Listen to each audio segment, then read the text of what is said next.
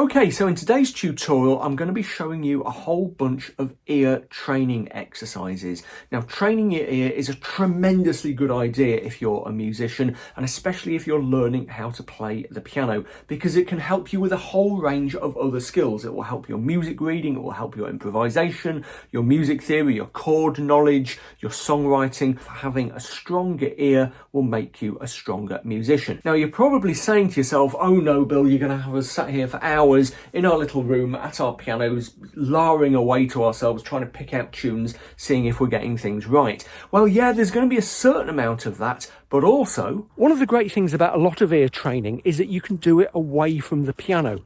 And in fact, you should try to get away from the piano to train your ear as much as you can, because then you're not using the instrument as a crutch. You're not checking your mistakes all the time. You're having to think harder. And it's when you think harder that you learn more effectively. So 4 of the 7 exercises that we're going to look at today are ones that you can do anywhere, anytime that you're doing something fairly mindless, like taking a shower or doing the washing up or just going for a walk. In fact, I think walking is the ideal activity for ear training. You can just amble along quietly, humming or whistling or singing to yourself, as long as you don't mind the occasional funny look from dog walkers, and make a surprising amount of progress if you do it regularly. Okay, so before we get started on the exercises themselves, we just need to cover off some basic music theory concepts. I'm going to take literally 2 minutes to summarise 3 concepts that are really going to help you with your ear training. Keys, scales and diatonic chords. First of all, key. A key is defined by its tonic, the note that it's named after. So C is the tonic of the key of C major. G is the tonic of the key of G major. A song's melody will almost always end on the tonic note of its key. It might start on the tonic as well, but not necessarily. Second, scales. Every key has an associated scale. So here's the scale of the key of C major. We could play that in different octaves, we could play it across octaves, but it only contains 7 basic notes. C, D, E, F, G, A and B. Now here's the really important thing. If a song is in the key of C major, then most, if not all of the notes in its melody will be taken from that list of 7. For now, by the way, I'm focusing on major key songs because minor keys add a couple of extra complexities. I'll mention minors again in a few minutes. Third, diatonic chords. Now, out of the 7-note scale of any major key, we can also grow 7 chords using a triad shape and the notes of the key scale. So in C major, we can grow C, D minor, E minor, F, G, A minor and B diminished. Whatever major key you're in, the pattern always goes major, minor, minor, major, major, minor, diminished. So here's the scale of A major with 3 black notes, 3 sharps, and its diatonic chords go major, minor, minor, major, major, minor, diminished. Now most, if not all, the basic chords of any song will be taken from that list of 7 chords that we can grow from its scale. So you can see how useful this is. If our ear exercise involves working out a song's melody and harmony, then as long as we know the key, we can home in on the melody notes and the chords pretty quickly, because we know that most, if not all of them, will be taken from that relatively short list of 7 notes and 7 chords. For exercise 1, we're going to use our ears to work out a melody on the piano keyboard. Now you might think that's a trial and error kind of job, but actually there's a method you can use, and I'm going to take you through that method using a really simple tune, Twinkle Twinkle Little Star. Now you might think that that's too simple and almost kind of babyish, but a golden rule of ear training exercises is start as easy as possible. Start on really simple tunes and songs and work your ear up from there. Okay, so the first thing we need to do is find a good key to work in. If you're trying to pick out a tune from a recording, you could try working out the key just by kind of trial and error. Does this note sound like the tonic? Does that note sound like the tonic? Until you home in on the right answer. Or you can choose a key for yourself and go for an easy option to start with. So we're going to try Twinkle Twinkle Little Star in C major. Let's get C major in our heads by playing the scale and a couple of chords. There we go. So now the note C should feel like home. The first thing you need to do is work out your starting note. Now, here's a quick tip to make your life easier. 95% of the time, the starting note of a melody is one of the 3 notes of the basic tonic chord, the chord we built off the first note of the scale. The chord was C in this case. So let's sing our bit of tune, Twinkle, Twinkle.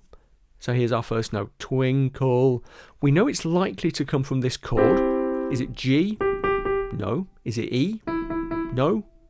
It's C, Twinkle. By the way, I'm playing these notes an octave higher than I'm actually singing them. Yeah, I'm actually singing them down here. But this is a totally standard way of representing tenor and baritone male voices. Okay, we won't dig into the details of that.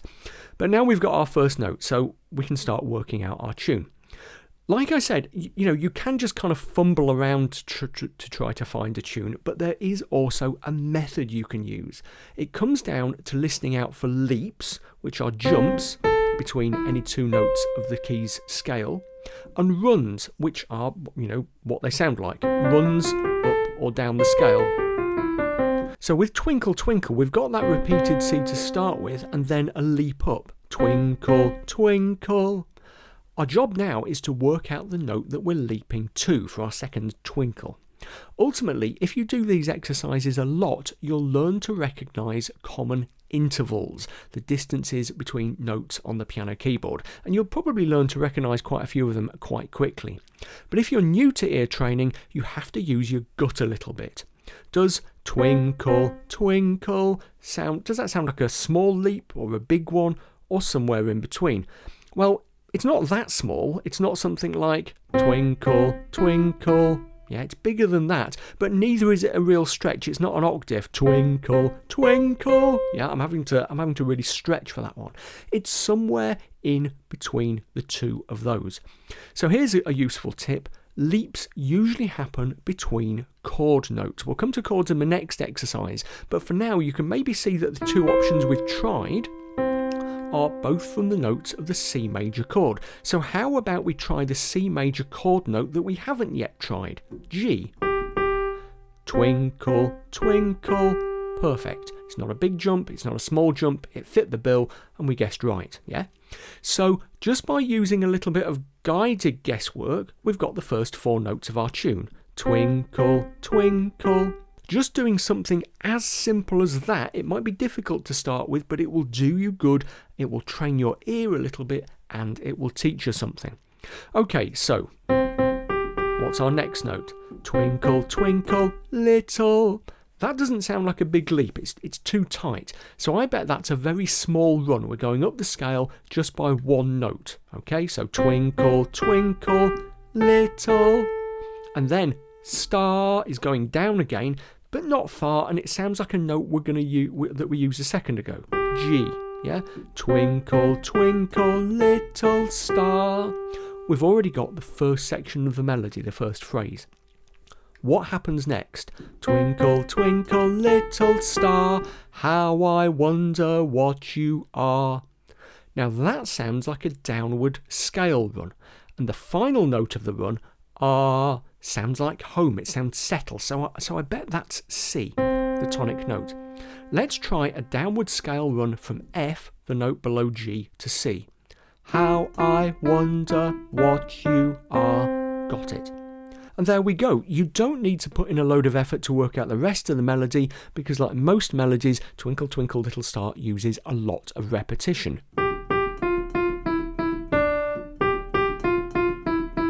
The rest is just built up of fragments that we've already worked out. Job done. Yeah, we've done most of the effort just in the first few bars. Okay, so try that with a few tunes of your own. Do try really simple ones to start with, okay? Even really, really simple tunes will do you good here. So stick to your Saints Go Marching In, Yankee Doodle, Bar Bar Black Sheep, whatever. I've just got a couple of little reinforcement tasks for you here because reinforcement is one of the secrets of success to nailing these exercises. Once you've worked out a tune, play and sing through it a few times, but sing the note names instead of the words. C, C, G, G, A, G, F, F, E, E, D, D, C. try to internalise the sounds, and especially the sounds of the intervals. C, C, G, G. That's a perfect fifth, a really important and useful interval to get in your head. Also try it in different keys because you don't want to get stuck using C major all the time. So here's the scale of F major. All the white notes, but instead of B, we play B flat.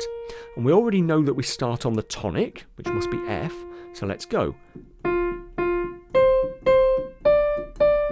See if you can map the intervals, the leaps and the runs that you use in C major onto the new scale. Again, it might be a little bit challenging at first, but it's incredibly good for your ear. It's incredibly good for teaching you different scales and really for improving your instinctive grasp of how the piano keyboard maps out.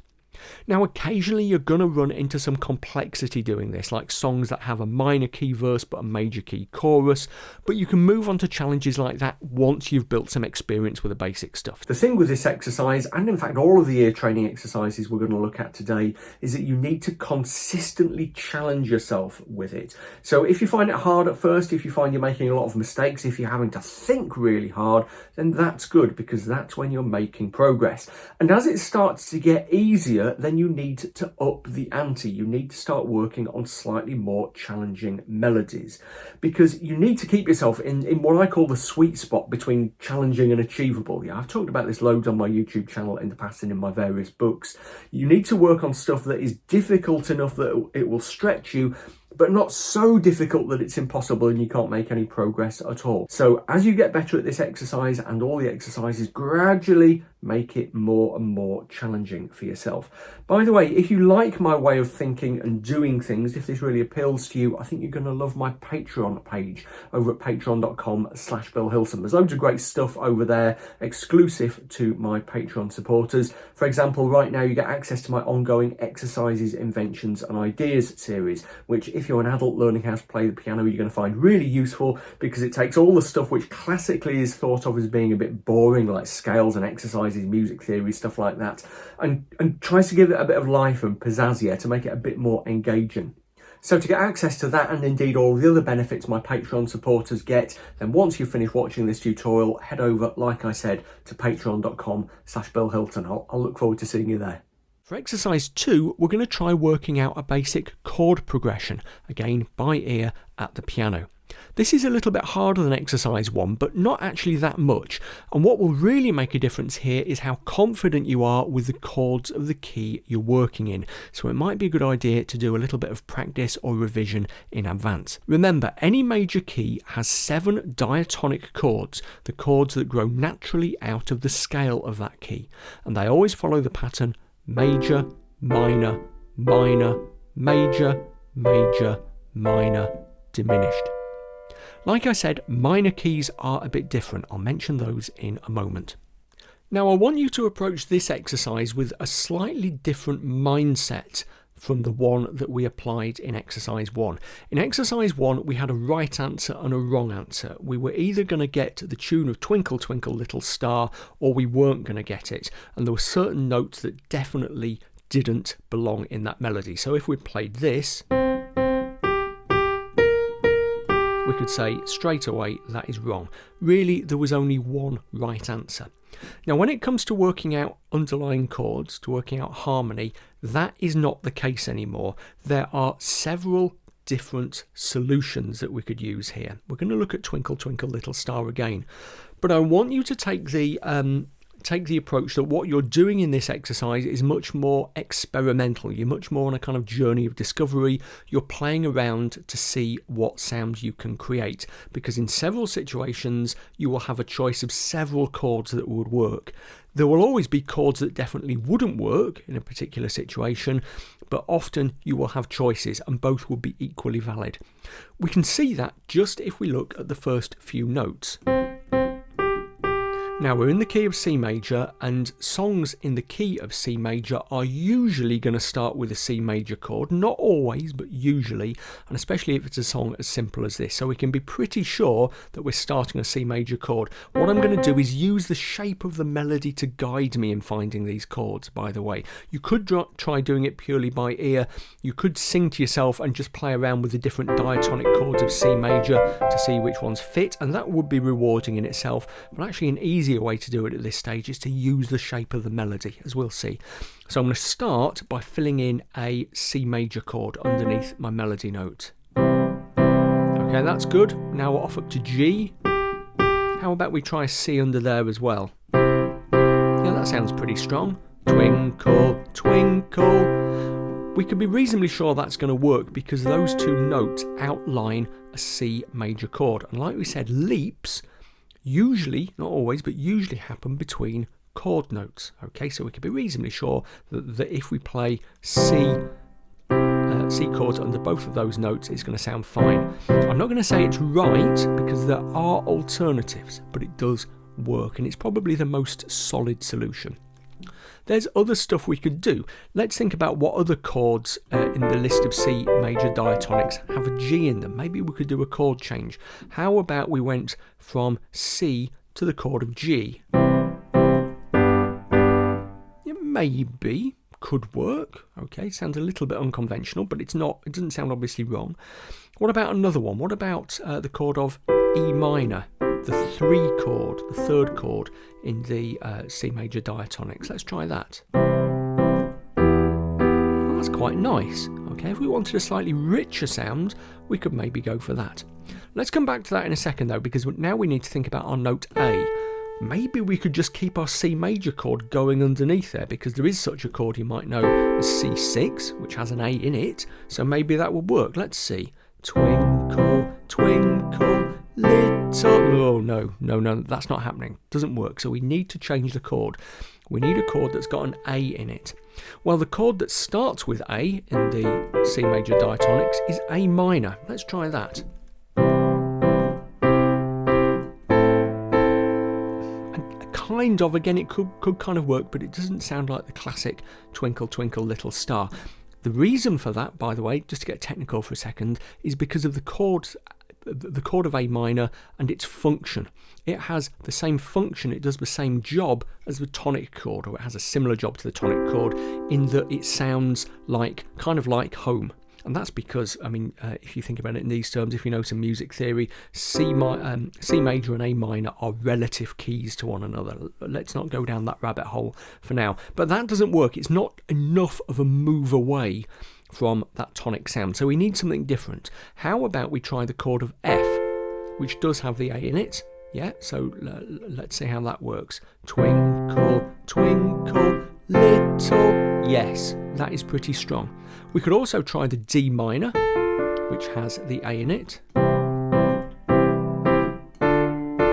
Maybe. Often you'll find in the key of C you can swap around F and D minor chords because often they do the same kind of job. They have the same kind of function. They lead towards a dominant chord. We'll come to dominant chords in a second. But just there it doesn't seem to quite work. I think F is our safest bet. So we can go C, F, and then I think with that G we're probably just back to C. We could try going to a G chord. But that wants to take us somewhere else. Yeah, it wants to take us, because it's a 5 chord, it wants to take us back to the tonic. Okay, that's what the 5 chord of any key does. It's the dominant chord, it tries to drag us back to home, to the tonic chord. So we're not going to go there. I think for now we're going to stick to C. So we've got our C, F, C, or if we want a slightly richer version, C, E minor, F, C. Do you see what I've done there in the bass? I've played a different bass note for the C. I've played C over E. That's fine, you can do that. Often it will enrich your sounds. I'm not going to go into the kind of rules and guidelines for using different bass notes now, but play around and see what sounds you can come up with. So we've done our first phrase, twinkle, twinkle, little star. What about the next bit? How I wonder what you are. Well, again, it looks here like we're outlining 2 bits of a chord. There's a chord of F, and and we've got F, E, D, C, 2 F chord notes. So how about we just try going down a chord of F? Twinkle, twinkle, little star, how I wonder what you are. Doesn't quite work, doesn't have a sense of finality. How I wonder what you are isn't happening for me. How about we try a chord of, how about we try the diminished chord actually? How I wonder what you, and go back to the C, the tonic chord there. That works a bit better because the diminished chord actually has kind of a dominant function. It works a bit like the G chord, the 5 chord, and in that it wants to drag us back home, back to the tonic. In fact, if you put those two chords together, you get a G7 chord. Yeah, so it's a standard G chord with an extension, G7. I'm not going to dig too much into extensions today, but it's worth just knowing that. So we could even try actually that G7 chord. Dum bum bum bum bum bum bum bum bum bum bum bum bum bum. That's not too bad. Bum bum bum bum bum bum bum. But I think we can make it a little bit richer than that, and the way we can do that is by speeding up what we call the harmonic tempo. Now, harmonic tempo has got nothing to do with the speed of a song, it's all about how often the chords change. And there, the chords aren't changing that often necessarily, because we've got C, C, quick F, and back to C, and then in the version I just played, G7. What if we tried a different chord on each of those notes going down, or maybe even 2 chords on one of them? We'll come back to that in a second. So we've got our F. How about we try an F chord? Bum, bum. Yeah, that sounds good. Then we've got our E. Could try A minor. Bum, bum, bum, bum. Maybe. Let's stick with it for now. F, A minor, D, D minor, C. Bum, bum, bum, bum. Kind of works, but doesn't quite stick together. Let's try some different chords. Let's try F, then C, because obviously the tonic chord has E in it. Then D minor. Bit better, but we don't have a really strong resolve. It doesn't really feel like we've landed satisfactorily back on the tonic chord, because that D minor isn't quite strong enough for drag. So how about we use the 5 chord, the dominant chord? And that's worked. We could even put 2 chords on that D. We could go F, C, D minor, G, C. Yeah, really speeding up the harmonic tempo there. So do you see what I'm doing? I'm playing around with that list of 7 diatonic chords. In practice, most of the time it's just 6 because the diminished chord is pretty unusual, okay? Or it's kind of baked into the G7 chord. I'm just playing around with those and exploring different options to see how they work, and that is an exercise that is really worth doing. Try to think about it in terms of how it sounds rather than how you think it ought to work in terms of theory and things like that. This is, remember, an ear exercise, okay? Try it on Twinkle Twinkle Little Star. Try it in different keys as I suggested in the in exercise 1. Try different tunes. Try a minor key song. I'm not going to get too deep into the music theory of minor keys here, but they tend to work differently from major keys.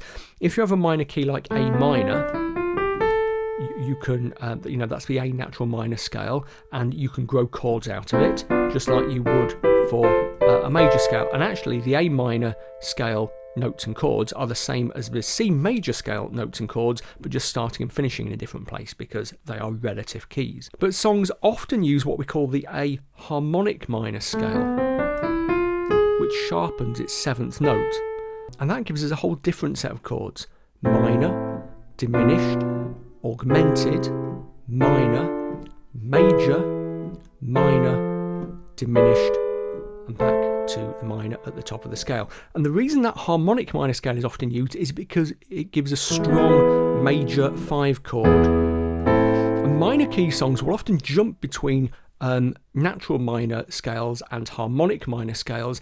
And an added complication is that a lot of what we think of as minor key songs actually use modes. They use scales that aren't major or minor. It can get a bit complicated. So if you want a real challenge, think of a minor key song like I know Scarborough Fair or Greensleeves or something like that, and try working out the chords. You'll find it more of a challenge, but it will do you a lot of good. So give it a go, but I will get confident with doing simple major stuff first. Okay, so we've tried working out melody by ear and chords by ear. How about we try the two together? Here's exercise 3. Now, if you're going to use the same song as you did for exercises 1 and 2 here, and that's probably a good idea to start with, really this is going to be as much about kind of organising your hands and getting hand independence going and choosing chord voicings as it is about actually using your ear, okay? So, that's not a problem, because what you're doing here really by doing that is reinforcing what you did in exercises 1 and 2, and you'll still be using your ear to kind of judge the results. In particular, listen to your left-hand voicings, judge the sound they're making, make sure they're not too muddy. One thing you might have heard me talk about in the past, if you take a chunky chord and play it too far down the piano, it sounds kind of muddy and horrible because there are lots of audible overtones. Let's not get into the physics of it. So there are lots of judgments you can make. What I would suggest you do to start with is just try the melody that you've worked out in the right hand and the chords that you've worked out in the left hand.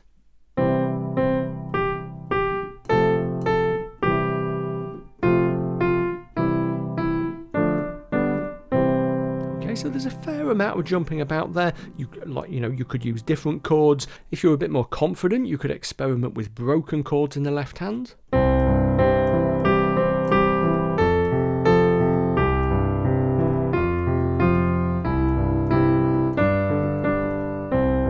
I'm using the pedal to stick things together a little bit there. There's all kinds of fun stuff you can do. You could try filling out chord notes in the right hand rather in the way that we were doing actually in exercise 2.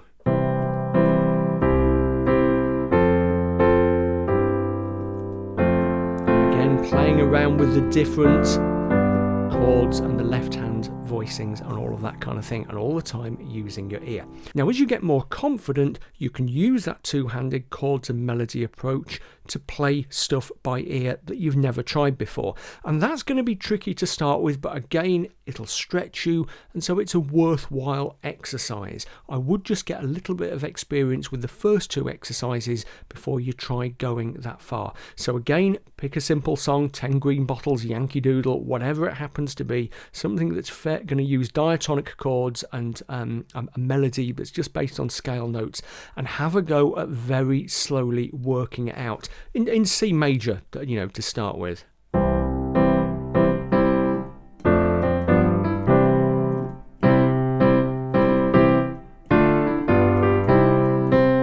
And we're going to go up to bum.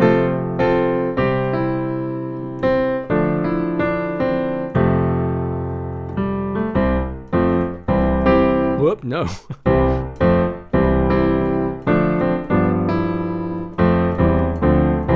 Okay, so it's going to be a while before you can do that, okay, and maybe not at that level of accuracy and kind of richness. I've been playing around doing this kind of thing for years, yeah, but it's something that you can aspire to. Try it with simple tunes, with simple chords, and see what you can do. You might surprise yourself, and however successful you are, you will definitely learn something. Now, exercise 4 is where things start to get seriously fun. We've stepped away from the piano and out into the fresh, in fact, the very fresh air of North Yorkshire in mid-December, and we're going to practice some singing exercises. Like I said in the introduction, you can also kind of hum and whistle these, but singing them usually is best if you can. What we need to do just before we get started is think once again about how scales work. We covered that in the section on music theory at the start, but an important point that I need to mention is that as well as giving the notes of scales names like C, D, E, F, G, or A, B, C sharp, D, whatever, you can also number those notes as degrees of the scale, as we call them. So as well as C, D, E, F, G, A, B, C, you can just talk about 1, 2, 3, 4, 5, 6, 7, 1. Okay, slightly better tuning that time around. And that's really useful because it means you can talk about degrees of a scale independent of key. Yeah, really, really handy thing to be able to do.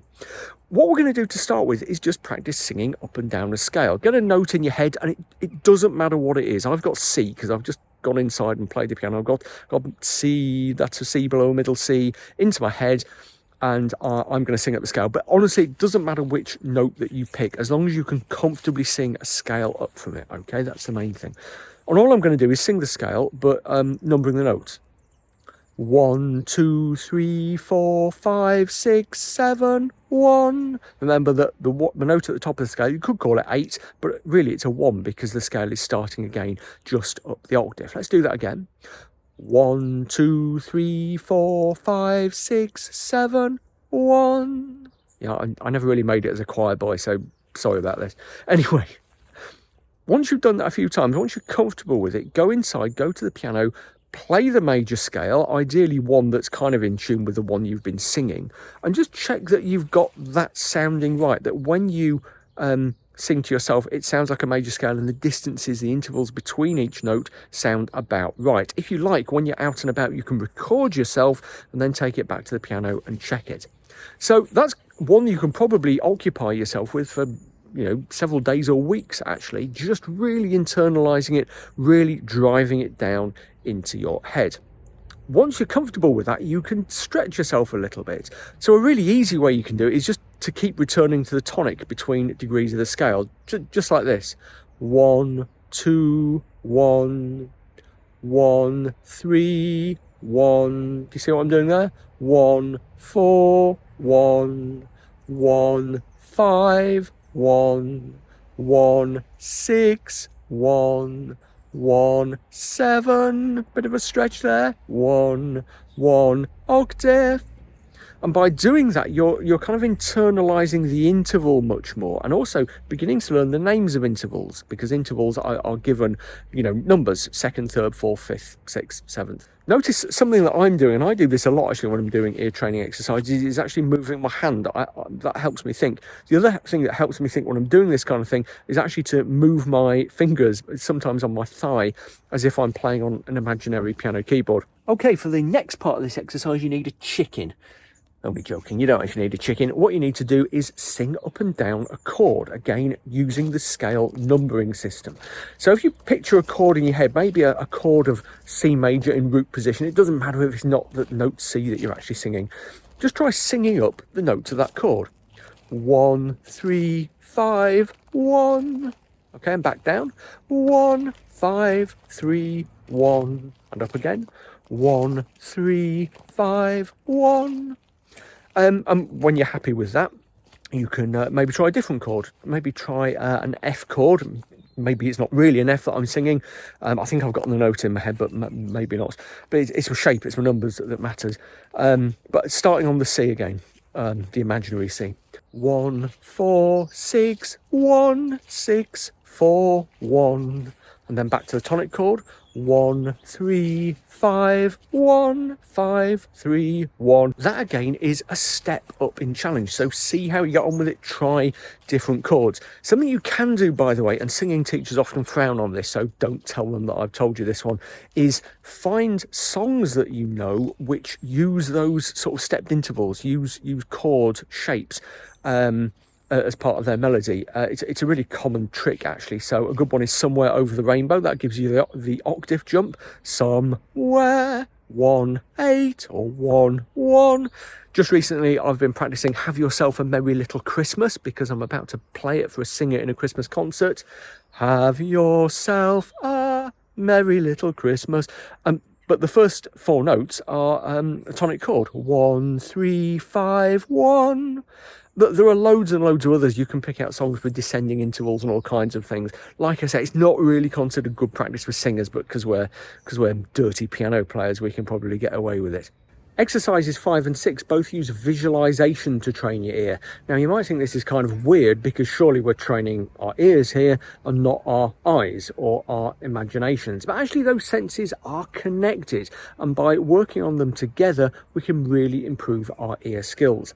So exercise 5 is actually something you might do already. When you are out and about trying to think of a melody in your head, try to visualize yourself playing it on a piano keyboard. Just sing or hum quietly and picture your fingers on the keyboard playing that melody. Bum, bum, bum, bum, bum, bum, bum. Bum, bum, bum, bum, bum, bum, bum. It doesn't matter if the key that you're singing in while you're walking down the street or whatever isn't the one that you're visualizing on the piano keyboard, because unless you've got perfect pitch or unless you've taken the time to get the note, it's going to be quite difficult to work that out. It really doesn't matter. What does matter is that you should try visualizing your mental keyboard playing in different keys. So try doing it in C, and then in F, then maybe in G or B flat or A flat. Anything that can stretch your perception, anything that starts to be just a little bit more challenging. Okay, again, you don't have to change the key that you're actually singing, just visualize it differently. Bum, bum, bum, bum, bum, bum, bum, bum, bum, bum, bum, bum, bum, bum. Exercise 6 is pretty similar. What I want you to do with this one is to imagine your tune. Once again, it might be Twinkle Twinkle, it might be one of a million other things, but as you hum it to yourself, try to visualize it appearing on a piece of mental manuscript paper. Bum, bum, bum, bum, bum, bum, bum. Bum, bum, bum, bum, bum, bum, bum. Again, be sure to try it in lots of different keys, and don't worry that the key that you're humming or singing it in isn't the same as the one that you're kind of mentally writing it down in. That is not a big deal at all. You're going to find that exercise considerably more challenging. So try it with really simple things at first, and don't feel obliged to imagine in all the details. So to start with, you could just imagine the pitches in the lines and spaces of the stave, but then as you get better at it, try to add in the timings as well. Exercise 7 is transcription. You need to be a music reader for this one, but you don't necessarily need super high level skills. Get some manuscript paper, think of a tune, and using the techniques we talked about in exercise 1, just try to write it down. To start with, you don't even need to bother with timings and things like that. Literally just write the dots on the stave. Then play what you've written and see if it's right. Don't worry if you struggle with this and make lots of mistakes, because you will find it tricky at first, and that's fine. Remember, it's struggling, it's making mistakes that does you good and helps you learn. As you get better at it, try to write the timings in, try transcribing in different keys, and even try adding in chords or transcribing pieces or songs that have multiple parts or counterpoint. The world really is your oyster with this exercise. You can do it at a very basic level and an incredibly complicated one. It's really up to you. By the way, if you've got a music writing application, you can transcribe straight into it and use the playback function to check how well you've done. Personally, I don't find that as satisfying as the pen, paper and piano method, but it can be convenient, especially if you're out and about. So like the next time you're in a really boring meeting, just have your phone discreetly under the table and practice transcribing into whichever application you're using. I guarantee it'll be more useful than whatever your boss is talking about. Okay, so I've just got one or two final little tips and tricks for you to help boost up your ear skills. First one is when you're out and about, say you're in a cafe or a store or something, and you hear a song that you like but which you've never heard before come on the stereo, flip open your phone, open the voice notes app or just kind of the video camera app, and record yourself maybe singing a little bit of the song, humming the melody into your phone, and maybe say a few things about it. So just, say like, right, I think the first 3 notes of the melody were the first, third and fourth notes of the scale of the key, or I think the first couple of chords were maybe this and this. And then when you get home, find the song on Spotify or YouTube or whatever, and listen to your notes again that you made on your phone and see how right you were. And if you were completely wrong, try and work out what the actual answers were and figure out how the song works a little bit. And you'll find by doing that, not only are you practicing your ear skills, but you're also boosting up your knowledge of music theory and things like song structure and stuff like that. Plus, it's a lot of fun, actually. It's kind of quite a good game. Other stuff you can do, just try sight reading stuff. If you're a music reader, pick up a music book and literally find a line of music. Doesn't matter whether it's a sung line, an instrumental line, whatever. Just try singing it to yourself, see how you do, then go to the piano, play it, Does it sound kind of okay? Yeah, do that for a long time over a period of time and you will get better. You won't be very good at first, but stick at it and you will get better. One of the best things you can do for yourself as a musician, I've said this before, is join a choir. So if you have an SATB choir in your vicinity or neighborhood, do join it, because it will revolutionize the way you make music. One of the best things I ever did for myself as a musician was to join a choir. Finally, there are quite a lot of ear training apps out there, and if you go online and start searching ear training, you'll come across the apps and you'll start getting ads for them. Some of them are great. I've really enjoyed one or two. If you can find 3 ones in particular, go for it. And you might even want to go, get a paid app or go on a paid course or whatever. If that suits you, that's great. However, I would say that most of the best options for improving your ear are kind of completely free. You can do them for yourself using the techniques we've talked about today, and maybe even, and I really hope you do this, maybe even singing with a choir one day. Now, if you've enjoyed this tutorial, I think you're also going to like this one. It's about the 10 most common problems faced by self-teaching piano players and how to fix them. I'll see you over there.